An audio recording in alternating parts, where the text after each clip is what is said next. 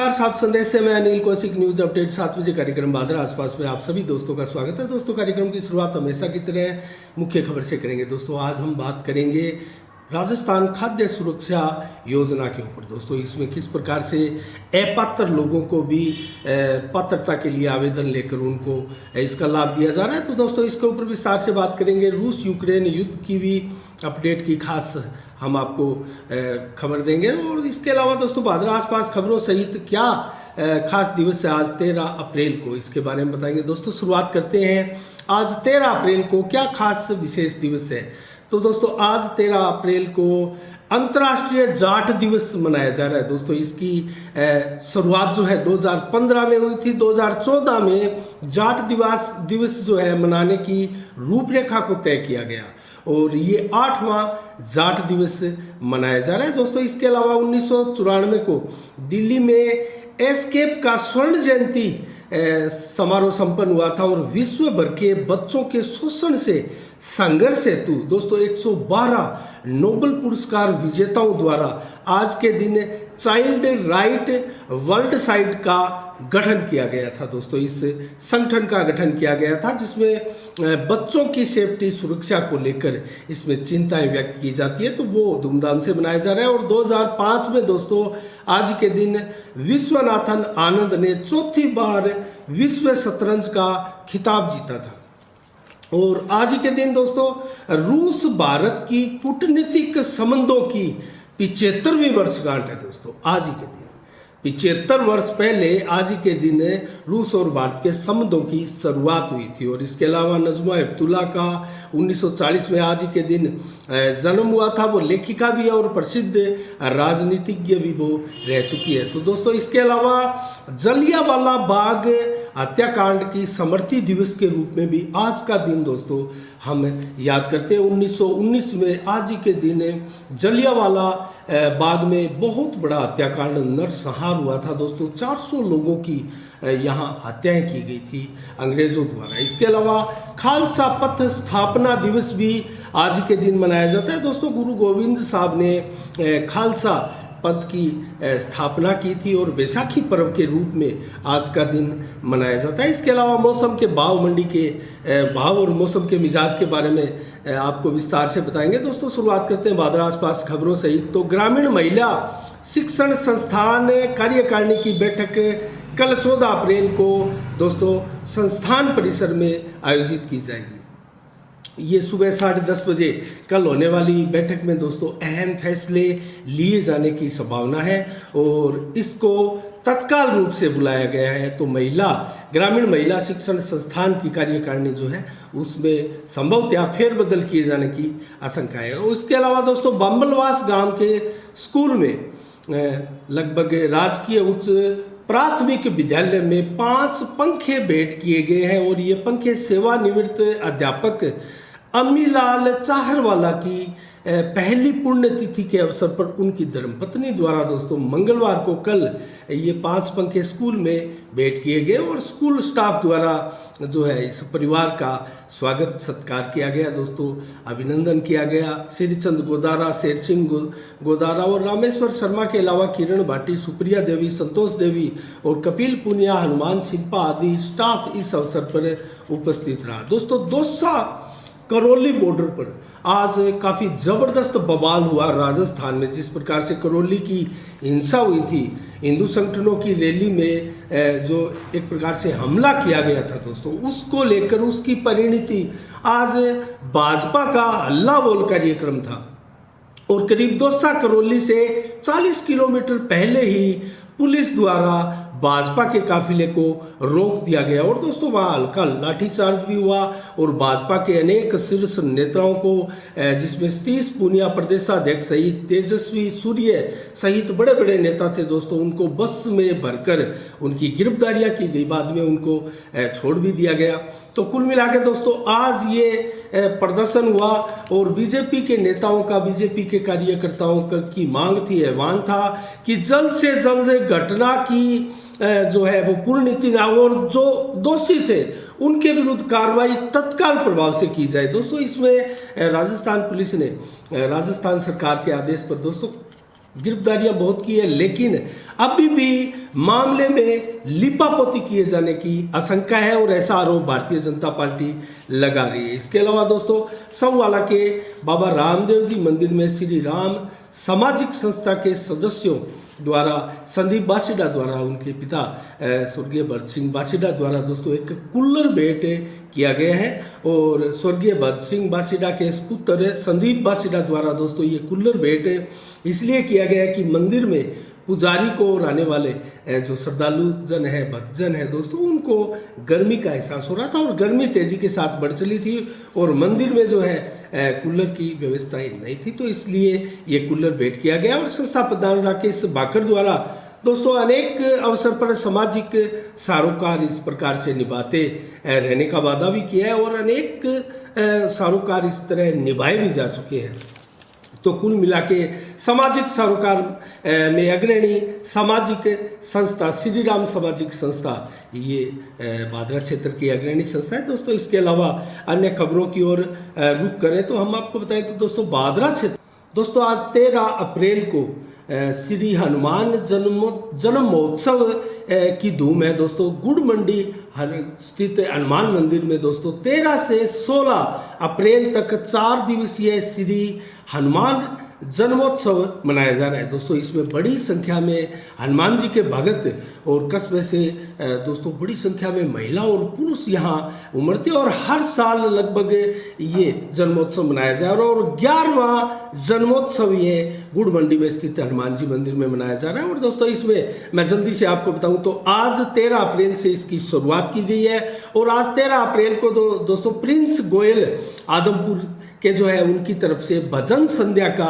आयोजन किया जा रहा है। और दोस्तों आज ये जो नाइट है वो महावीर प्रसाद खदरिया की तरफ से आयोजित की गई है। इसके अलावा दोस्तों माफ़ कीजिएगा भगवान दास पंजाबी की तरफ से आज की नाइट है और कल महावीर प्रसाद खदरिया की तरफ से दोस्तों निरंजन शर्मा के द्वारा सुंदरकांड पाठ का आयोजन किया जाएगा, वो नाइट रखी गई है। तो 14 अप्रैल को भादरा के निरंजन शर्मा दोस्तों जो नारायण सेवा संस्थान है उसके प्रमुख एंकर है और भादरा के ही है और निरंजन शर्मा द्वारा बहुत शानदार और सुंदर तरीके से दोस्तों सुंदरकांड पाठ आदि कथाओं का आयोजन किया जाता है। तो जरूर आप सुनने के लिए ज़्यादा संख्या में पधारें दोस्तों। इसके अलावा 15 अप्रैल को वंदना राठौड़ आंसी द्वारा भजन संध्या का आयोजन किया जाएगा गुड़ मंडी स्थित हनुमान जी के मंदिर में और ये नाइट दोस्तों बामासा सुशील गुप्ता के द्वारा संचालित की जा रही है। और इसके अलावा दोस्तों प्रतिदिन आरती सुबह 8:30 बजे और शाम को भी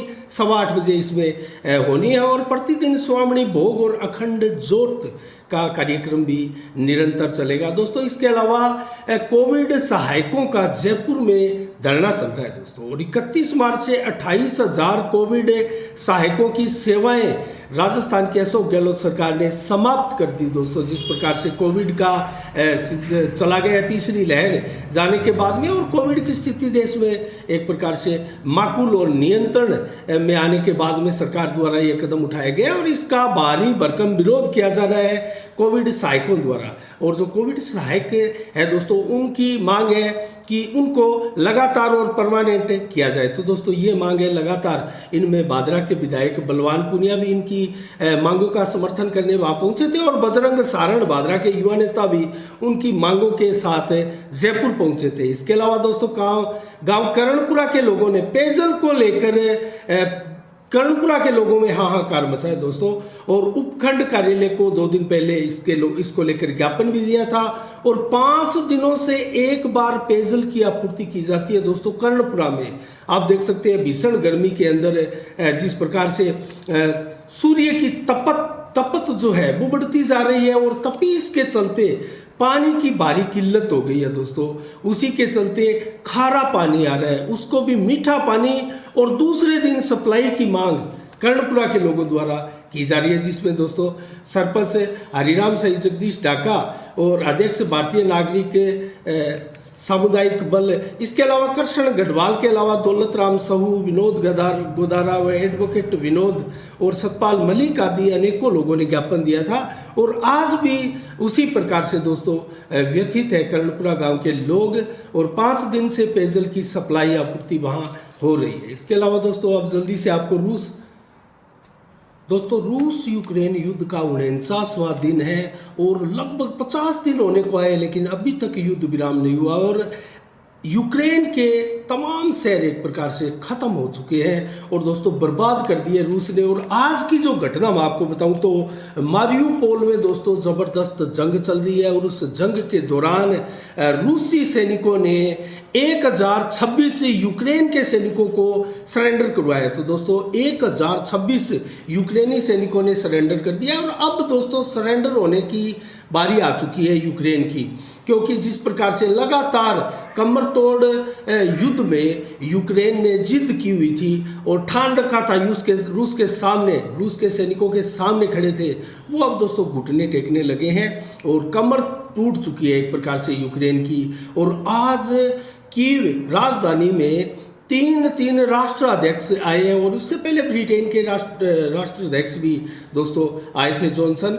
और इसके अलावा दोस्तों अमेरिका लगातार सहायता यूक्रेन को प्रदान कर रहा है, लेकिन रूस की सेना दोस्तों फिनलैंड की तरफ बढ़ती हुई भी दिखाई दी। ये घटनाक्रम है दोस्तों रूस यूक्रेन युद्ध के नए घटनाक्रम है। यूक्रेन के बाद में संभवतः पोलैंड या फिर फिनलैंड में से एक रूस का टारगेट हो सकते हैं और ये युद्ध दोस्तों रुकने वाला नहीं है, ऐसा प्रतीत हो रहा है। और कुल मिला के आगे दोस्तों परमाणु युद्ध की आशंकाएं भी बरकरार है, विश्व युद्ध की भी आशंकाएं बरकरार है।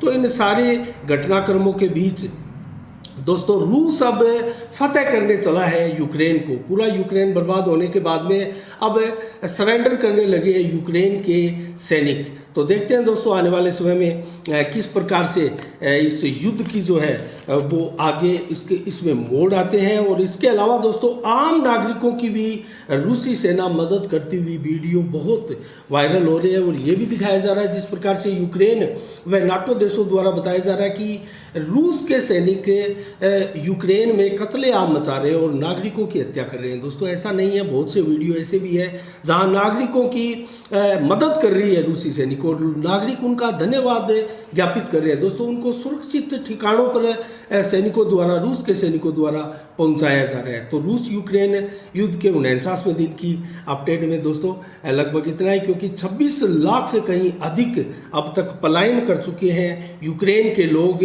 और सबसे ज़्यादा पोलैंड में गए हैं दोस्तों। लगभग मैं आपको बताऊं तो 45 लाख अब तक पलायन कर चुके हैं, 26 लाख पोलैंड में शरण लिए हुए हैं। इसके अलावा पुतिन ने हमले तेज किए हैं। जिस प्रकार से आशंका थी कि युद्ध रुक जाएगा, वो युद्ध रुकने वाला अब नहीं है।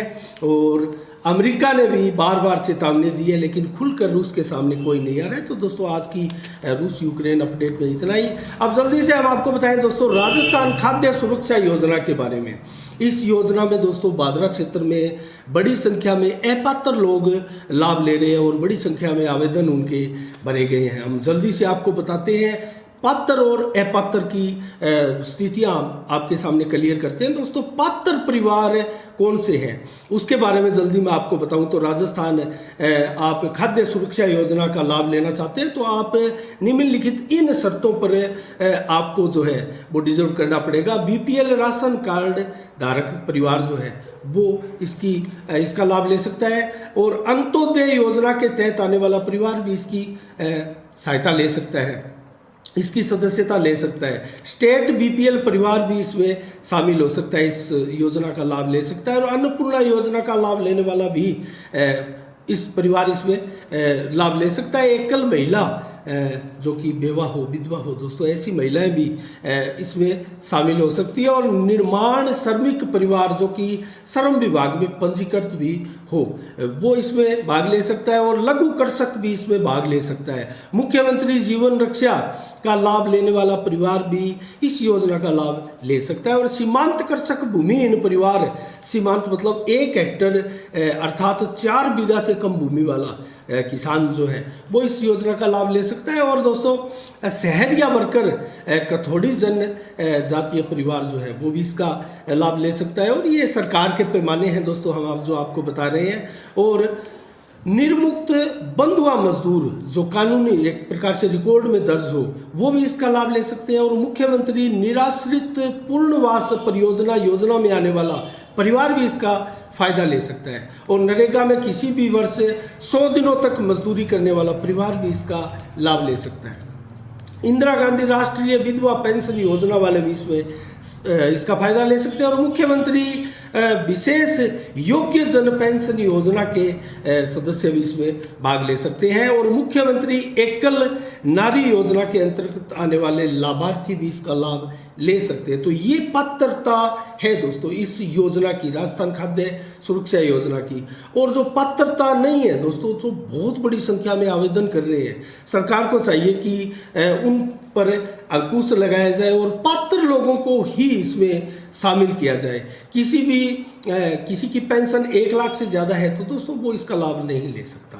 और 4 पहिया वाहन रखने वाला व्यक्ति का परिवार भी इसमें शामिल नहीं हो सकता। सरकारी नौकरी वाले व्यक्ति का परिवार भी इसमें शामिल नहीं हो सकता। कारपोरेट कंपनी में या स्वायत्ता शाखा उद्योग में काम करने वाला व्यक्ति भी इसका लाभ नहीं ले सकता। करदाता है उसका परिवार भी, जो कर देता है दोस्तों, उसका परिवार भी इसमें शामिल नहीं हो सकता। और 200 वर्ग फीट या इससे अधिक स्वयं की भूमि पर पक्का मकान होने वाला परिवार भी इस योजना का लाभ नहीं ले सकता। और इसके अलावा दोस्तों कृषक परिवार, एकत्रित कृषक परिवार जिसकी भूमि सीमांत किसानों के अधिकतम भूमि निर्धारण से ज़्यादा न हो, ऐसे अगर ज़्यादा होने वाले किसान हैं वो इसमें भाग नहीं ले सकते। अर्थात 4 बीघा भूमि वाले से कम वाले किसान इसमें ले सकते हैं। और 8 बरानी जैसे बीघा हो बरानी और 4 बीघा नहरी दोस्तों भूमि वाले इसका लाभ ले सकते हैं। और अब मैं जल्दी से आपको डॉक्यूमेंट्स बताऊं इसके लिए क्या डॉक्यूमेंट्स अनिवार्य है। तो Aadhaar card, Bhamashah card, ration card, जाति प्रमाण पत्र और वोटर आईडी कार्ड, ये इसमें आप डॉक्यूमेंट्स जो है लेकर आप जा सकते हैं। इसकी पात्रता आप ले सकते हैं। और इसके साथ पासपोर्ट साइज की फ़ोटो भी आप लेकर ये मित्र संचालक के पास जाइएगा। और राजस्थान में दोस्तों बीघा का मतलब क्या है, हेक्टर का मतलब क्या है, इसके बारे में जल्दी से मैं आपको बताऊं। तो पक्का बीघा दोस्तों 27,225 स्क्वायर फीट को एक पक्का बीघा राजस्थान में कहते हैं। और कच्चा बीघा मतलब 17,424 स्क्वायर फीट को कच्चा बीघा कहते हैं दोस्तों। और 1 हेक्टर में लगभग 4 बीघा होता है, अर्थात 3.95 बीघा एग्जैक्ट इसमें होता है। और 1 एकड़ में दोस्तों 1 एकड़ में 1.62 बीघा होते हैं। तो ये दोस्तों हमने बताया आपको पैमाना। और यहाँ एक व्यक्ति के लिए जो खाद्य सुरक्षा में राशन मिलता है वो 5 किलो अनाज मिलता है। तो ये दोस्तों आज की समीक्षा रही है। जल्दी से हम आपको मंडी के भाव और मौसम के मिजाज के बारे में बताते हैं। शुरुआत करते हैं दोस्तों बादरा से। बादरा में आज सरसों दोस्तों 6,037 रुपये प्रति कुंटल रही, जबकि चना के भाव 4835, गुआर के भाव बादरा में 5785 रहे, जबकि गेहूं के भाव 2019। और राउतसर में दोस्तों सरसों रही 6550 और ग्वार के भाव 6,065, जबकि राउतसर में नरमा रहा 11,401 और संगरिया में नरमा 11,600 से ऊपर रहा, जबकि हनुमानगढ़ में मंडी में भी नरमा दोस्तों 11,700 से कहीं अधिक बोली लगी है। और सरसा मंडी में सरसों 6421 रही। नौर में मोठ दोस्तों 7500 रुपये प्रति कुंटल, चना के भाव 4820, सरसों के भाव 6600 और जौ के भाव 2607, जबकि ग्वार के भाव 6,169 रहे। तो ये रहे दोस्तों मंडी के भाव। आज मौसम का मिजाज हम आपको बताएं तो 13 अप्रैल है और दोस्तों आज राहत की सांस ली होगी। जो गर्मी थी, प्रचंड गर्मी, वो इतनी ज़्यादा नहीं थी दोस्तों, वरना 44 डिग्री टेम्परेचर पहुंच चुका था 2 दिन पहले। और आज 38 से 40 डिग्री टेम्परेचर सुबह तक रहा। 14 से 29 किलोमीटर की रफ्तार से हवाएं चली, हवा तेज चल रही है दोस्तों। और 57% बादल छाए रहे, क्योंकि पहाड़ों पर एक प्रकार से बरसात आने के चलते मौसम में तब्दीली आई है, जो 2-4 दिन आगे भी इसी प्रकार से प्रचंड गर्मी से लोगों को राहत महसूस होगी। कुल मिला के रात्रि को भी 90 से अधिक प्रतिशत बादल छाए रहेंगे। और कल 14 अप्रैल को दोस्तों 26 से 38 डिग्री टेम्परेचर सुबह रहेगा और 39 से 41 डिग्री टेम्परेचर दोपहर को, जबकि 34 से 38 डिग्री टेम्परेचर शाम को रहेगा। और 18 से 32 किलोमीटर की रफ्तार से हवाएं चलेगी दोस्तों। बादल सुबह नहीं होंगे, लेकिन शाम तक बादल 100% छाए रहेंगे, जो कि रात्रि को भी 60-70% बादल छाए रहेंगे। और 27 से 32 डिग्री टेम्परेचर कल रात्रि को रहेगा और हवा जो है रात्रि को कुछ कम होगी, 11 से 14 किलोमीटर की रफ्तार से चलेगी। तो कुल मिला के मौसम का मिजाज ये रहा, 4-5 दिन तक गर्मी से आपको निजात मिलेगी। उसके बाद में दोस्तों गर्मी प्रचंडता के सारे रिकॉर्ड तोड़ सकती है और 45-46 डिग्री टेम्परेचर 3-4 दिनों के बाद में आ सकता है। तो कुल मिला के दोस्तों आज के शाम के 7 बजे में इतना ही। कल ठीक शाम 7 बजे फिर आपसे रूबरू होते हैं नई खबरों के साथ, नई समीक्षा के साथ। तब तक के लिए दोस्तों आप अपना बहुत बहुत ख्याल रखिएगा, मुझे दीजिएगा इजाज़त। साफ संदेश से मैं अनिल कौशिक, नमस्कार, जय भारत, जय जय राजस्थान।